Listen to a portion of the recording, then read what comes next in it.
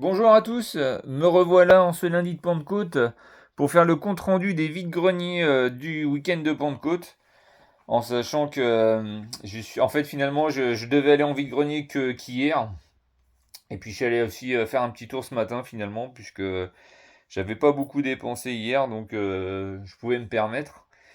Mais avant tout, bah déjà je peux dire que j'ai trouvé principalement de la miniature, hein. Mais donc avant de commencer le compte rendu, eh bien je remercie mes 3 nouveaux abonnés parce que là, c'est la frénésie là. Non, je rigole, mais on est arrivé à 19 abonnés donc bah, ça fait plaisir, hein, donc une communauté secrète, donc c'est intéressant. Et puis un petit mot sur, bah, les temps que nous vivons, actuellement, hein, parce que là, c'est la grosse canicule, hein. Aujourd'hui là, par chez moi, il fait, 32 dehors. Donc là, c'est vraiment invivable.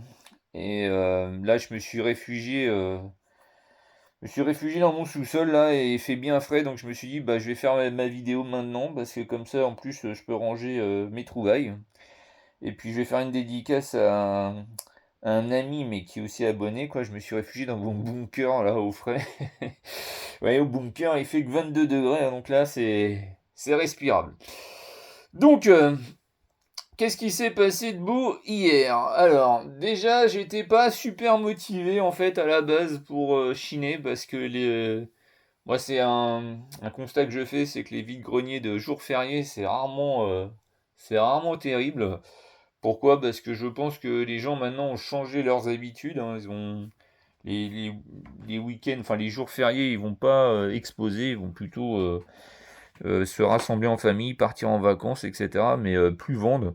D'autant plus que maintenant il est facile de vendre sur Vinted, Le Bon Coin et j'en passe, hein. Donc là je pense que enfin, c'est toujours les irréductibles, je trouve, hein, qu'on voit aussi bien dans les chineurs que dans les exposants, hein, des gens qui revendent, etc.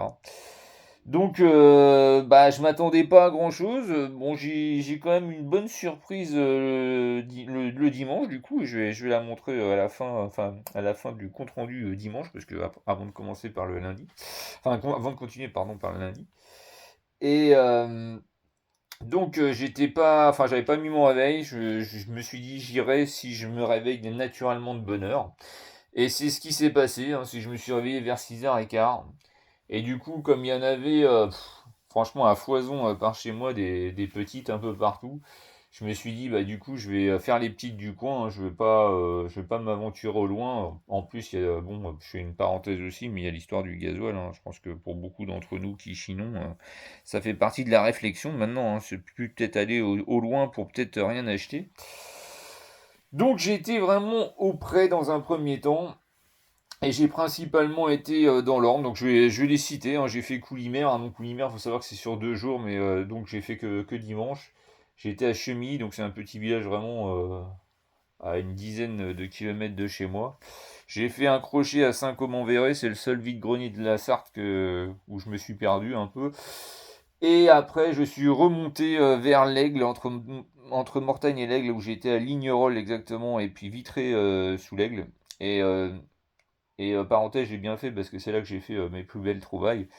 Et ce que j'avais envie de dire aussi, c'est que c'est souvent dans les petites, hein, moi maintenant, enfin, j'ai toujours dit, mais je vise plus les petites que les grosses parce que ce matin j'ai fait une grosse, j'en parlerai le moment venu, mais j'attendais rien et bah j'ai pas été déçu, hein. Donc voilà, donc bref, donc alors, je vais à Coulimer le matin, donc j'arrive, je sais pas, moi, sur le coup de 7h moins le quart, hein, ce qui est pas non plus super tôt.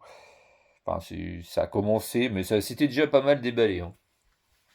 Et bah, j'étais surpris, hein, parce que bon, je sais que Coulimer, bon, c'est traditionnel, hein, c'est tous les ans à la Pentecôte, ils font leur vide-grenier sur 2 jours.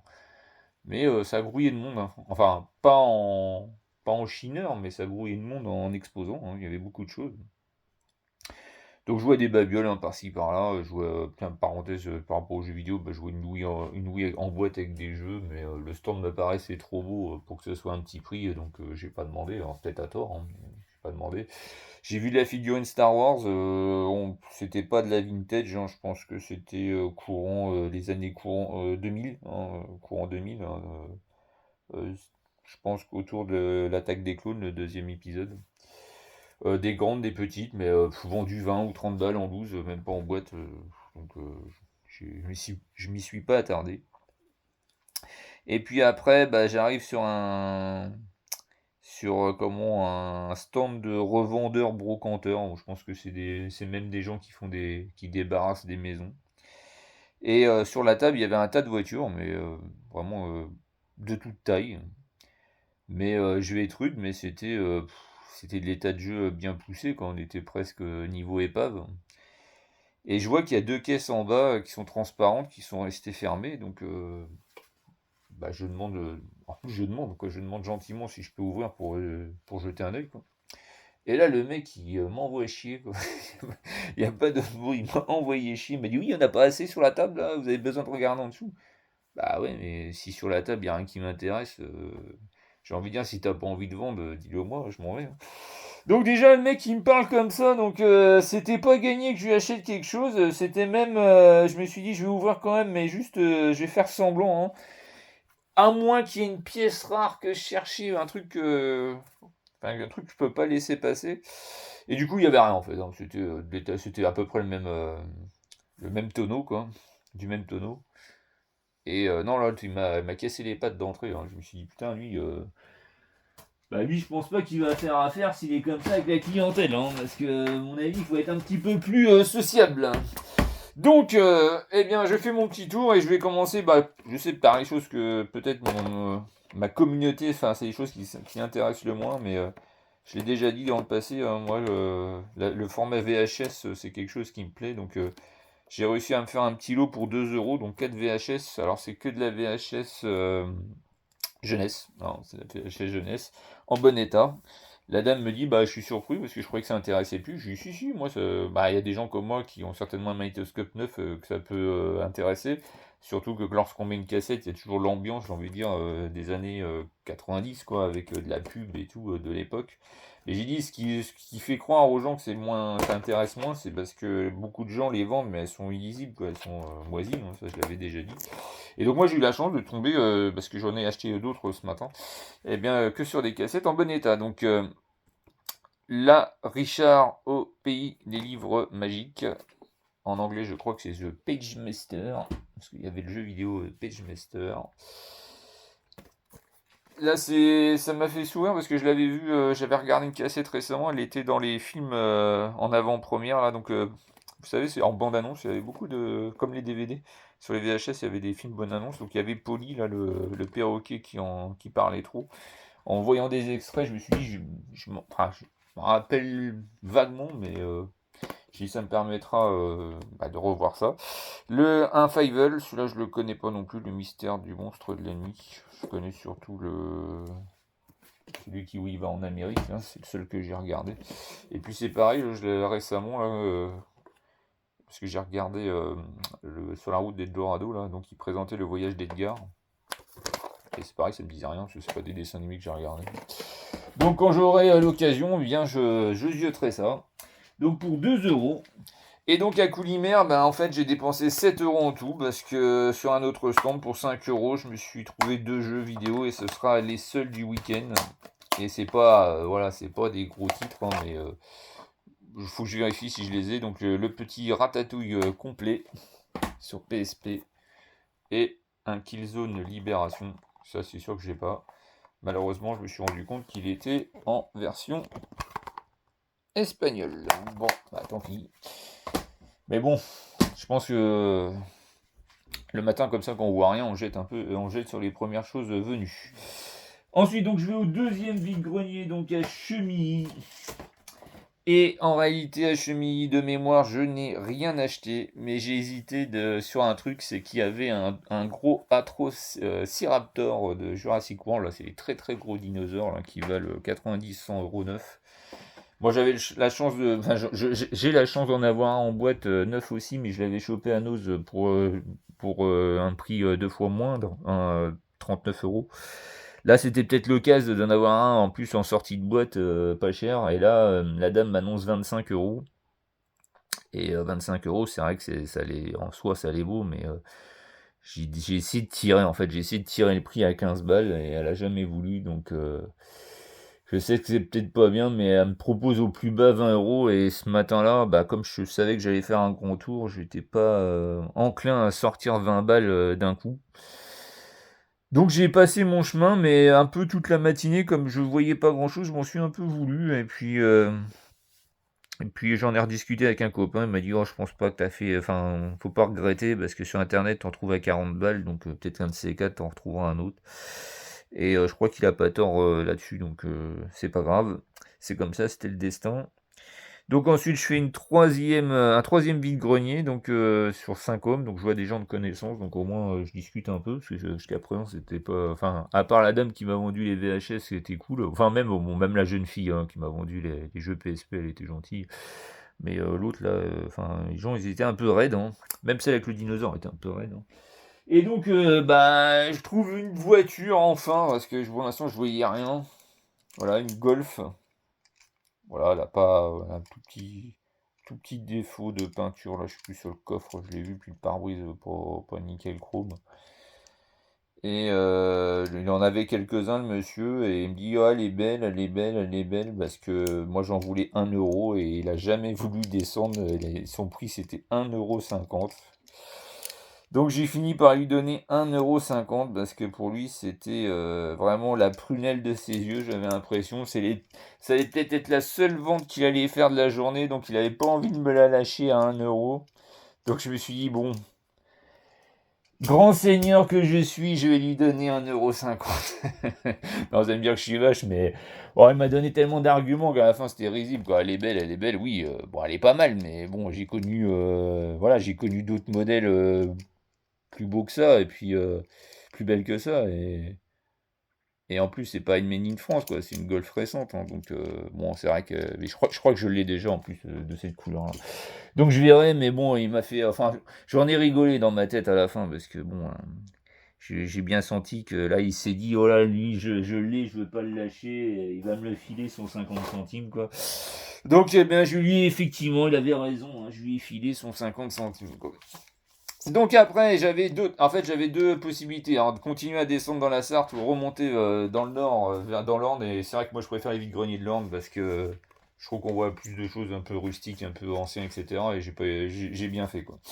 Donc je vais à Lignerolles. Donc Lignerolles, bon, je vois deux trois bricoles, mais gros prix, quoi. Et j'ai acheté, bah là c'est plutôt une babiole, hein, mais je vais la montrer quand même. C'est que je l'ai toujours, hein, je vais montrer, bah tiens, je vais prendre les deux.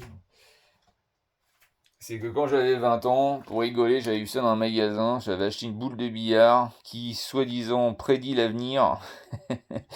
Eh bien, j'ai trouvé la même. Bon, elle est plus abîmée que la mienne, parce que en plus, on a du mal à lire ce qui est écrit.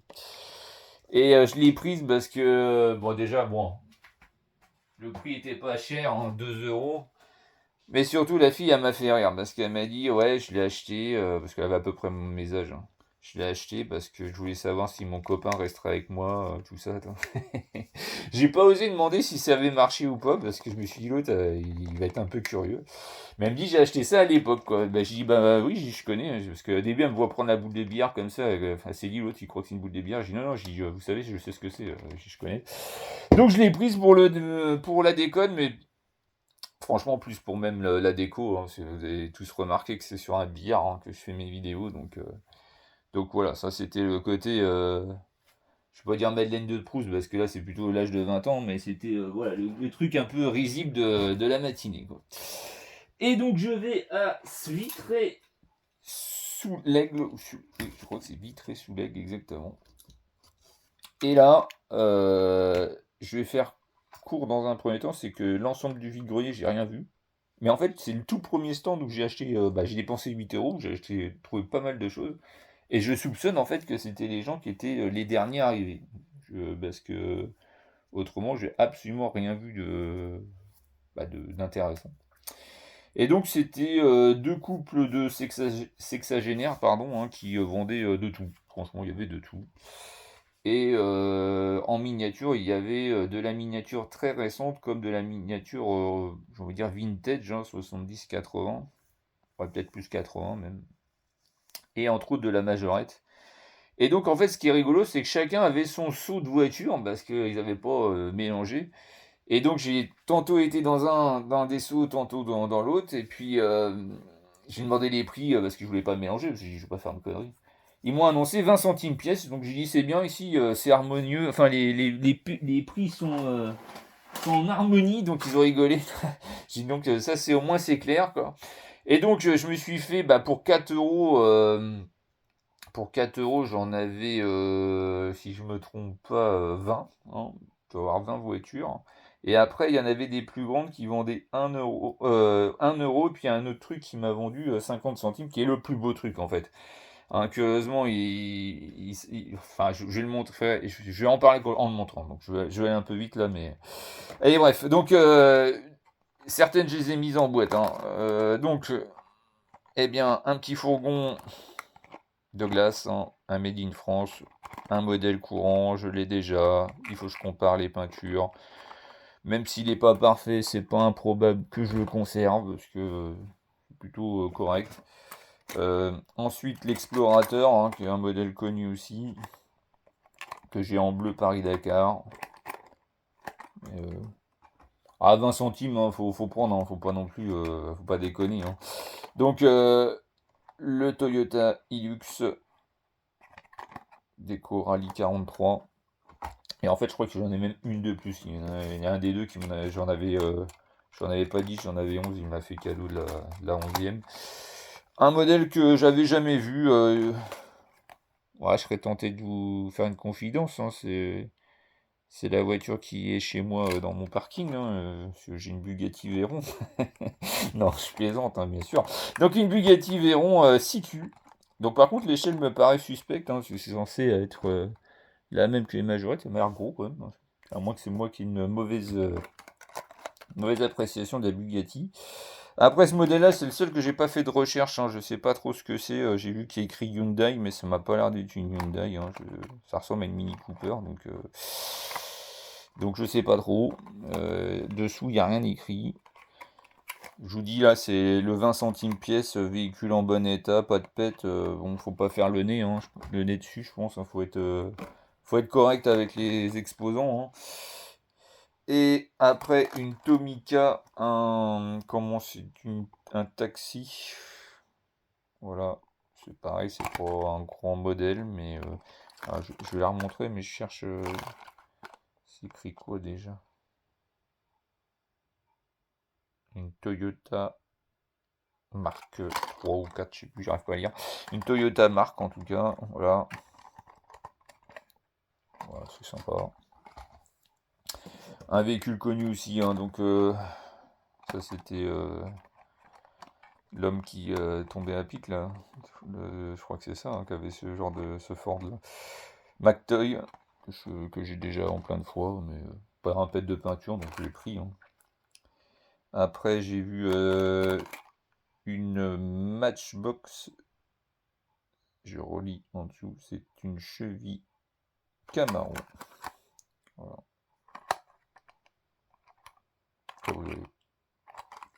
Pas un pet de peinture, donc correct, hein. Après une MC Passeur Corgi, celle-là, je savais pas dans ce format-là, parce que je l'ai jamais vu avec un châssis, enfin un pare-choc blond et un bleu un peu criard. J'ai déjà en bleu, j'ai déjà en rouge bordeaux, mais ce compromis-là, je l'avais jamais vu, donc je vous dis, pour 20 centimes, j'ai pris. Ben, après un Kangoo Pinder, majorette. Franchement, pas un pet de peinture, rien, donc vraiment. Moi, quand j'ai fouillé ces caisses-là, j'étais vraiment content d'avoir, enfin, de m'être écouté et d'être allé comme ça sur des petits villages reculés de campagne, parce que j'en parlerai avec quand j'arriverai sur le bilan de ce matin, mais ce matin, par chez nous, il y avait très peu de vide-grenier et du coup, ça concentre aussi bien tous les gros exposants, mais aussi les chineurs et franchement, il y a des attitudes que, ouais, je vais décrire après, mais moi j'ai des trucs qui me barbent en fait. Je comprends que certains dans leurs vidéos disent qu'ils veulent plus chiner, mais il y a de quoi, hein.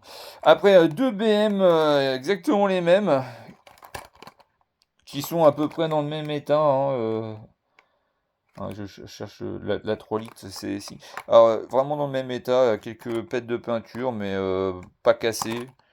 Franchement, je vais comparer, mais il me semble que c'est mieux que celle que j'ai, donc je vais voir ce que j'en ferai. Ensuite, une Toyota Prius Majorette, évidemment non made in France, hein, puisque c'est un modèle récent, ça, enfin récent, ça doit avoir 15 ans.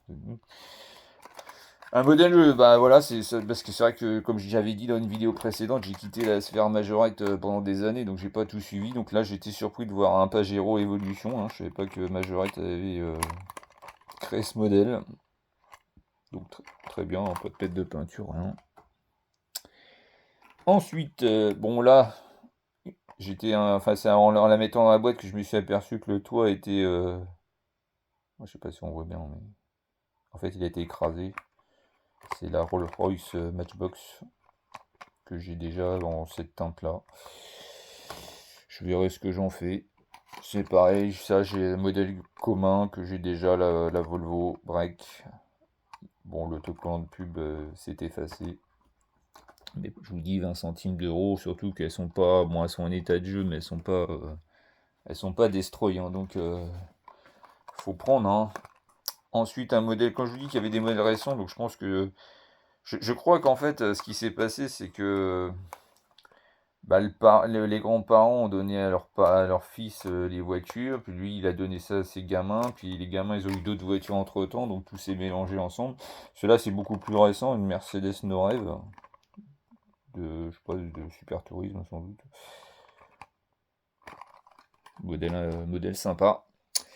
Après une Hot Wheels, voilà, il n'y a pas de. C'est pas une marque particulière, rien. Mais, je vous dis, voiture pas cassée, pas en mauvais état, donc j'ai pris. Et puis encore deux majorettes que je ne connaissais pas, donc je savais pas qu'ils avaient fait la Mitsubishi Lancer. Voilà. Et celle-ci, qui doit pas être très très vieille, hein, une Renault 5 Turbo avec les enjoliveurs rouges et bleus. Quelques pètes de peinture malheureusement, mais je me répète encore, pour 20 centimes, faut pas abuser, hein. Alors, j'ai presque fini hein, pour ce compte rendu là, enfin parce que donc à ces gens-là, j'aurais donc là il y en a pour c'est ça qui est risible parce que là il y en a pour 4 euros alors que à proportion j'ai payé 1,50 € celle-là donc j'insiste que la Golf quand même elle m'a coûté cher hein, à proportion et donc là pour toujours pareil pour 20 centimes il y avait une Burago 1,43e donc cette Ferrari GTO. Franchement, je l'ai en jaune, moi je l'ai jamais eu en rouge. Paradoxalement à cette échelle-là, donc j'ai pris, clairement. 1 € la belle caravane Majorette. Pas un pet de. Voilà, pas un pet de peinture, de rien du tout. Il y a les carreaux, il y a la porte, etc. Très très propre. Moi je l'avais pas. J'avais pas de caravane à cette échelle-là chez Majorette, donc je suis content. Aussi un beau modèle parce que j'ai vu qu'il était trouvable sur internet à 15-20 €. Et bien cette Formule 1 Shadow, je sais plus, Super Shadow, je crois, de Corgi. Je relis. Non, Shadow Ford, voilà. 1 €. Je l'ai nettoyé. Franchement, beau modèle. Très très content de rentrer ça. Ensuite, c'est pareil. Alors lui c'est peut-être lui qui est dans l'état de jeu le plus poussé, mais pour 1 €, ça se prend, hein. Le porte-voiture que j'ai déjà en quelques exemplaires, mais là je l'ai pris quand même en 1 €. C'est bien. Et je l'ai pas nettoyé, hein. C'est un des rares trucs que j'ai pas nettoyé d'hier, mais il était, euh, il était dans son format originel de voiture, enfin de camion. Et le monsieur dans sa caisse, donc je le trouve, en fait je l'ai vu tout de suite, mais je l'ai pas pris en premier, parce que je me suis dit si je le prends en premier, il va se douter d'un truc, quoi. Enfin, il va me dire que je suis vache, mais bon, on est un peu tous pareils, quand on voit un bel objet, on se dit, on a envie quand même enfin, de l'avoir à un moindre coût. Et surtout que moi, c'est pas pour faire une culbute, hein, parce qu'après, voilà, ceux qui tirent les prix pour se faire un bénéfice derrière, là, c'est pas le cas, parce que ça, c'est une pièce de collection que je vais garder. Et bien, du coup, Donc je prends ce camion et puis il me dit, j'ai dit c'est combien ça? Il voit que c'est le seul qui est en plastique, qui pour lui bah, n'a pas grand intérêt. Il me dit 50 centimes, donc je dis bah ok, hein. Et en fait c'est un Transformer de mon année de naissance, 1984, et c'est le Optimus Prime que j'ai ouvert après. Je voulais voir s'il était, on pouvait le transformer vraiment. Il est très sale, hein, je le reconnais, je vais le nettoyer, mais il est complet. Et j'ai vu que même incomplet, il y en a qui les vendent 60, alors après je sais pas s'ils les vendent vraiment, mais 60-70 balles sur internet. Et quand j'ai montré ça à un de mes copains, il m'a dit ouais, c'est une belle trouvaille parce que pour 50 centimes, il me dit c'est dommage qu'il n'y avait pas la remorque. Et en fait, ce que je ne savais pas sur ce modèle, c'est qu'effectivement il y avait une remorque et que peut-être dans la caisse il y avait la remorque. Parce que me le dis, enfin j'y ai pensé après parce que j'ai vu des trucs, mais je savais pas que c'était en lien avec ça. Donc ça se trouve il y avait la remorque, donc j'aurais pu l'avoir en complet. Mais ça c'est vraiment une très belle pièce de collection et franchement, ça donne, ça fait plaisir de se lever le matin pour voir ça, pour trouver ça. Et justement, j'allais dire, bah, vous voyez, faut pas désespérer, hein, parce que ça, je l'ai trouvé à 11 h le matin, et dans un vide-grenier reculé, et certainement un exposant retardataire, en fait, hein. C'est ça qui a plaidé pour moi, quoi. Donc voilà, ça c'était le bilan du dimanche de Pentecôte. Donc en tout, une dépense de 18 € pour l'ensemble de ce que j'ai montré. Donc là, je suis vraiment très content, quoi. J'avais pas explosé le budget, hein. C'est comme je vous avais dit, on est plutôt sur du 40 € de moyenne sur une journée de vide-grenier. Donc là, je les ai pas fait. Et donc, eh bien, du coup, comme j'avais dépensé que 18 €, eh bien, me suis relevé ce matin, mais là, sciemment, hein, pour aller à un des plus gros vide-greniers du coin. Traditionnellement, le lundi de Pentecôte, il y a un gros vide-grenier à 20 km de chez moi, c'est à Saint-James, exactement. Et, euh, et eux, en fait, enfin, Saint-James, c'est 3 l'année, je crois, c'est le lundi de Pâques, lundi de Pentecôte, et puis il y aura un autre jour dans l'automne. Et je savais que ça allait être très gros. Comme je disais tout à l'heure, je savais que j'avais pas d'espoir. Bah, j'ai pas été déçu, parce que comme j'avais pas d'espoir, bah, j'ai pas, voilà, je peux pas dire que j'ai vu à quoi je m'attendais. D'autant plus quand je suis arrivé à 6h10 du matin, un truc comme ça, et puis que je vois, bon, pour les jeux vidéo du moins, je vois une dame avec un sac en plastique style sac de légumes, fruits et légumes, là, avec un tas de jeux Game Boy là-dedans. Donc je me suis dit, bah c'est mort, hein. De toute façon, on verra rien parce que j'en avais reconnu quelques-uns. Le premier chineur que je croise, c'est un chineur de jeu, je l'ai reconnu direct. J'ai dit, bah, j'ai dit ça déjà, c'est mal barré, hein. Et bah des trucs imbuvables, quoi. Enfin, ils sont tous en train de pleurer. Et puis ceux qui n'ont pas de jeux vidéo, d'ailleurs, ça les saoule, hein. Ils disent arrête pas de réclamer ça et tout. C'est vrai qu'ils se rendent pas compte que en fait ça devient lourd, hein, de pigner les jeux comme ça. Et je parle quand même d'un truc moi, que j'hallucine de voir ça parce que il y en a qui se parlaient au téléphone et bon ben voilà, ils se répartissaient les endroits. Et puis ils ont repéré une concurrence avec un autre groupe. Et puis les deux mecs attendaient que les derniers exposants déballent. Et puis l'autre il s'était mis en retrait, il appelle l'autre, il dit oh viens là parce que il y a deux ratisseurs là, ils sont là à côté de moi, faut que tu viennes et tout. Et en fait c'est un truc de fou quoi, comme s'il allait avoir le Graal parce que bon en jeu vidéo, bon il y a peut-être du volume mais des trucs, tout le monde cherche du vintage, hein, et le vintage malgré tout ça se fait très rare, hein. Et pourquoi j'aime pas trop cette attitude-là? Parce qu'il parle de ratisseur, mais bon, finalement, il est le premier aussi à être ratisseur, parce que s'il est là le matin et qu'il demande à tout le monde, c'est pour moi on ratisse, hein. Donc, voilà quoi, faut pas. Enfin, c'est barbon quoi. Et donc, c'est des attitudes qui me gonflent, donc c'est pour ça que je préfère faire que des petits vides-greniers. Et moi aussi, hein, ça m'arrive de demander, mais bon, je ne me demande pas à tous les stands, sinon on n'en finit pas, quoi. Donc voilà, donc du coup, eh bien, c'est très décevant, hein, et bah, j'avais un ami, mon ami Joël que j'ai déjà, j'ai cité lors d'une vidéo là avec, les maillots de foot là. Donc c'est un ami, collectionneur, et qui revend une partie de sa collection parce que il me semble qu'il se, comment? Il veut se spécialiser que sur le 1,43e, il veut garder que du 1,43.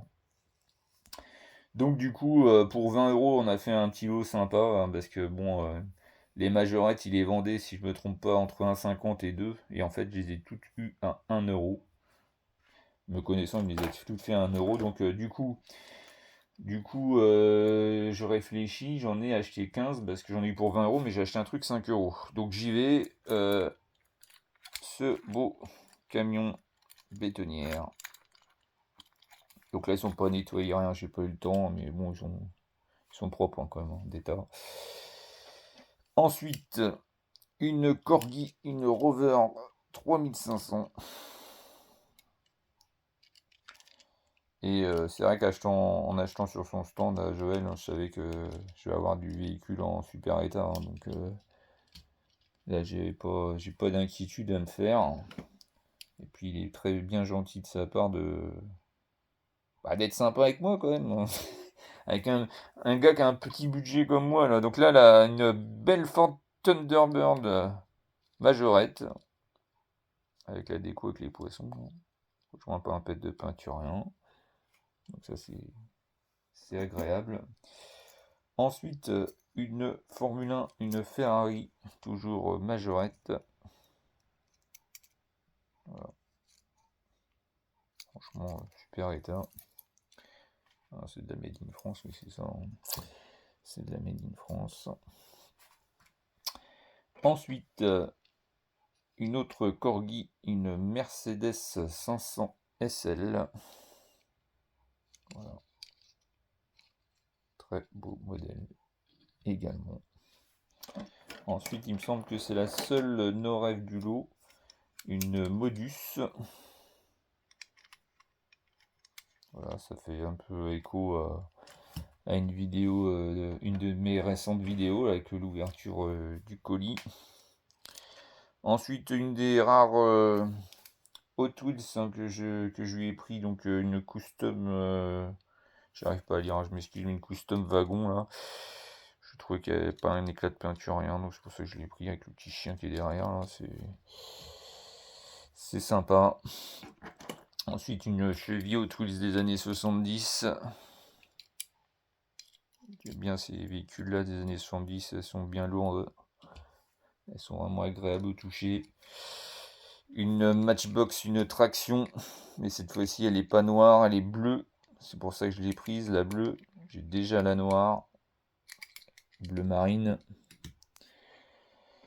Un véhicule que j'étais surpris, hein, je savais pas que McToy avait fait ce modèle-là, la Trabant.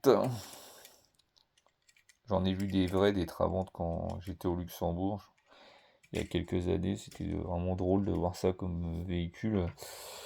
Un modèle classique, mais que j'ai pas en version militaire, hein, la Dodge avec la bâche. Bon, la bâche, elle est un peu morte, mais franchement, pour 1 €, faut pas. J'insiste, c'est pareil, hein, faut pas abuser. Ça, c'est agréable d'entrer ça.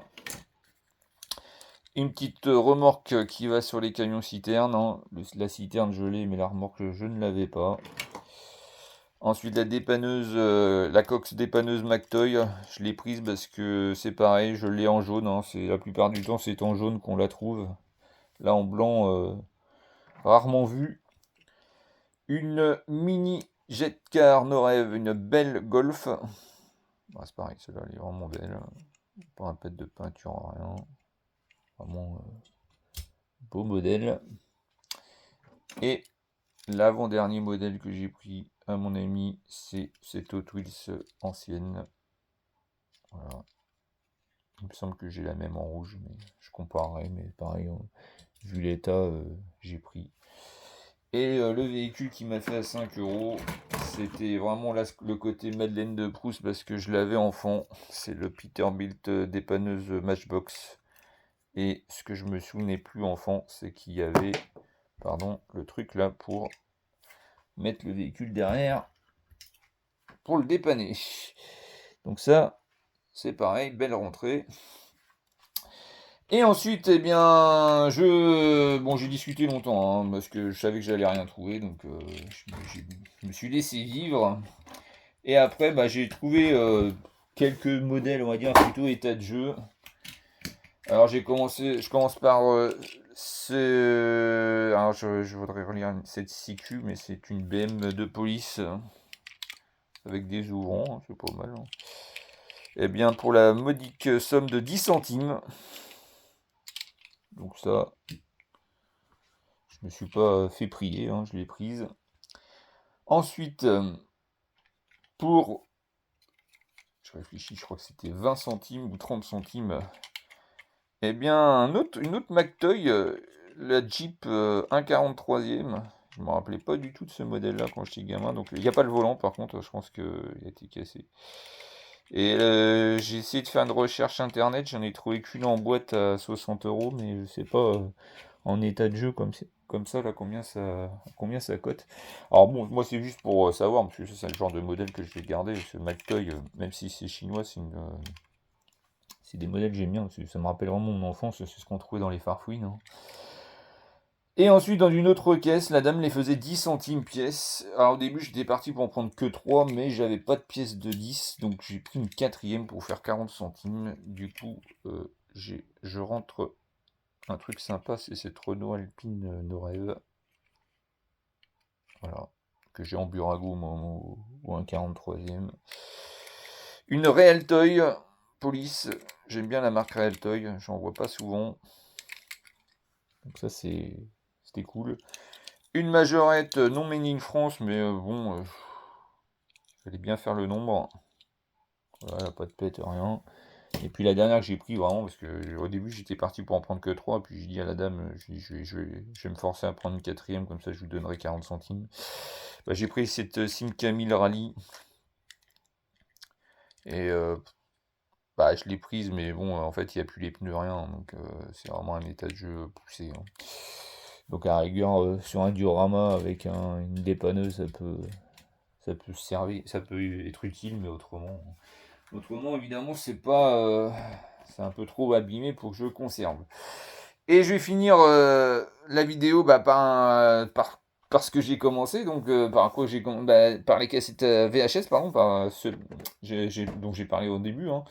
Il y avait une personne qui les vendait pas cher, hein, 50 centimes, donc du coup pour 4 euros, je crois que j'ai eu l'ensemble, parce qu'il y a un coffret de 2 cassettes. Donc je rentre la Die Hard, Une journée en enfer. Je rentre ça, je suis très très content, la Rambo. Donc j'espère qu'elle passe, parce que, parenthèse, un des cassettes que j'ai présentées récemment, ben, en fait, malgré l'état des bandes, eh bien, je me suis aperçu qu'une d'entre elles, par exemple, elle passait enfin, au bout de la moitié du film, illisible, quoi. Donc je suis très déçu. La Pinocchio, hein, qui est un grand classique, mais la mienne avait moisi. Un des premiers films de Tom Cruise, Le Cocktail. J'aimais bien, je me rappelle de celui-là. Pearl Harbor. Astérix et Obélix contre César. Ouais, c'est un peu un nanar ça, mais bon. On reverra. Et puis ce coffret de 3 VHS. Le Fame Bodyguard et Dirty Dancing. Voilà. Et du coup, bon, elle avait aussi le coffret, L'arme fatale, les 5 en VHS. Bon, je pense qu'elle vendait pas cher, mais en fait j'en avais plein les bras, donc je prends pas ça en plus. J'ai un peu souffert en fait. Apporter ça quoi. Donc en tout, bah, j'ai redépensé donc avec Joël 20, mais tout ce qui est VHS et puis les petits véhicules à côté, bah, à peine 6 euros je crois. Non, moi c'est ça je crois. Donc 26 et 18, on est à peu près, ouais, 40, un peu plus de 40 euros le week-end quoi. Après ça reste une somme raisonnable quoi. C'est raisonnable. Donc voilà, donc voici mon compte rendu vide-grenier du week-end de Pentecôte. Et du coup, bah, je vous dis à très vite pour d'autres vidéos. Bonne soirée.